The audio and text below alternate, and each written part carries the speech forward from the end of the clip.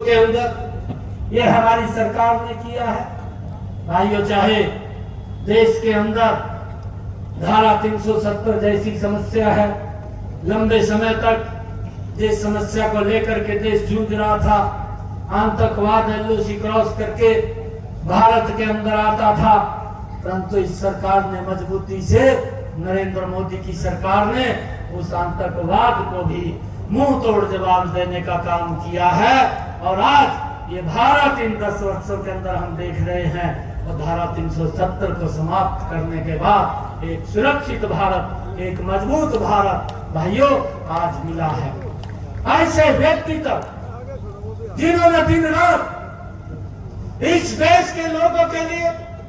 इस देश के विकास के लिए, देश के सम्मान के लिए, दुनिया के अंदर इसका गौरव बढ़ाने के लिए काम किया है। भाइयों, हम सब भी मिलकर के ऐसे लोगों को लाने का काम करें, ये संकल्प लेकर के जाएं कि लगातार ये सरकार लोगों के हित के अंदर काम कर रही है, और लगातार इस देश के अंदर जो समस्याएं हैं उन समस्याओं का समाधान करने का काम कर रही है। मेरा आप लोगों से आग्रह है, अभी हमारे संजय जी कुछ बातें बोल रहे थे, क्योंकि कोड ऑफ कंडक्ट लगा हुआ है, आचार संहिता लगी हुई है, और आचार संहिता के बाद जितने भी इस क्षेत्र के कार्य होंगे उन कार्यों को प्राथमिकता के आधार के ऊपर करके आप लोगों तक उनकी सुविधा पहुंचाने का काम वो हमारी सरकार करेगी। और भाइयों, हमने जो काम किए हैं, मैं आपको बताना चाहता कि आजकल कुछ जो विपक्षी दल हैं वो कुछ इस प्रकार की बातें करते हैं कि भाई हमें वोट दे दीजिए, हम ये काम करेंगे, हमें वोट दे दीजिए, हम वो काम करेंगे। भाइयों, इन चीजों से हमने सचेत रहना है। और मैं आपको बताना चाहता हूँ कि जो आज लोग ये बात बोलते हैं, मैं उनके बारे में ही बताना चाहता हूँ कि उनके समय के अंदर जब ये 2014 के अंदर गए थे, तो भाइयों मात्र बुजुर्गों को 1000 रुपया सम्मान भत्ता मिलता था, परंतु ये 1000 रुपया भी ये हमारी सरकार ने आकर के देना शुरू किया था, परंतु नरेंद्र मोदी की और मनोहर लाल जी की सरकार ने भाइयों पिछले इन 9.5-10 वर्षों के अंदर बुजुर्गों को 3000 रुपया सम्मान भत्ता देने का काम भी ये हमारी सरकार ने किया है। भाइयों, इस बात को हमने समझना है। मैं आप लोगों से, क्योंकि बहुत सारे ऐसे कार्य हैं जो लगातार इस देश के अंदर आगे बढ़ाने का काम वो इस सरकार ने किया है, क्योंकि वो लोग बोलते थे कि भाई जब राम मंदिर की बात आई और कांग्रेस के लोग इस प्रकार की बात बोलते थे कि मंदिर वहीं बनाएंगे, तारीख नहीं बताएंगे, परंतु भाइयों ये लोग, ये मैंने कहा है कि समस्याओं को समस्या बना करके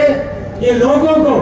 गुमराह करके, डरा करके वोट लेने का काम करते थे। चाहे वो धारा 370 है, चाहे भगवान श्री राम के मंदिर की बात है, और चाहे बोडो के समझौते की बात है, इन समस्याओं का समाधान करने का काम भी इन 10 वर्षों के अंदर ये नरेंद्र मोदी की सरकार ने किया है। मैं आप सबको आज इस शुभ अवसर के ऊपर बहुत बहुत बधाई और शुभकामनाएं देता हूं। और मैं आप लोगों से, क्योंकि हम चुनाव के अंदर हैं, ये अपील करता हूं कि आने वाले इस समय के अंदर ये तावड़ू की सरदारी ये संकल्प लेकर के जाएंगे कि हम यहाँ से एक वोट कमल का बटन दबा करके और दबवा करके सबसे ज्यादा वोट से यहाँ से राम साहब को जतवा करके हम नरेंद्र मोदी जी के पास भेजने का काम करेंगे। ये संकल्प हम लेकर के जाएंगे। और आज मैं आपको बताना चाहता हूँ, आज होली का भी पर्व है और ये नमाज का भी महीना है। मैं इसके लिए आप सबको बहुत बहुत बधाई और शुभकामनाएं देता हूं। और मैं, क्योंकि कल ही हमने बैठक को रिव्यू किया था अधिकारियों के साथ बैठ करके कि जो सरसों की फसल है वो 26 तारीख से सरकार उसको खरीदने का काम करेगी। उसकी सारी की सारी तैयारी है और उसको